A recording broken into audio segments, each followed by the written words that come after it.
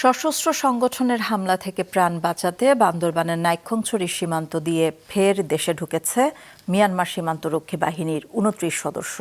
তাদের বিজিবির হেফাজতে রাখা হয়েছে। দুপুরে বিজিবির জনসংযোগ কর্মকর্তা শরীফুল ইসলাম এই তথ্য নিশ্চিত করেছেন। তিনি বলেন, নাইক্ষ্যংছড়ি জামছড়ি সীমান্ত এলাকা দিয়ে মিয়ানমার সীমান্তরক্ষী বাহিনীর অংথাপায়া ক্যাম্প থেকে ২৯ জন বিজিবি সদস্য বাংলাদেশে আশ্রয় গ্রহণ করেছেন। সেখান থেকে তাদের নিরস্ত্র করে বিজিবির হেফাজতে রাখা হয়েছে। মিয়ানমারের রাখাইন রাজ্যে চলমান সংঘর্ষের জেরে এর আগেও দেশটির সীমান্তরক্ষী সহ বিভিন্ন বাহিনীর ৪ শতাধিক সদস্য বাংলাদেশে আশ্রয় নিয়েছিলেন। দুই দেশে আলোচনার মাধ্যমে তাদের মিয়ানমারে ফেরত পাঠানো হয়।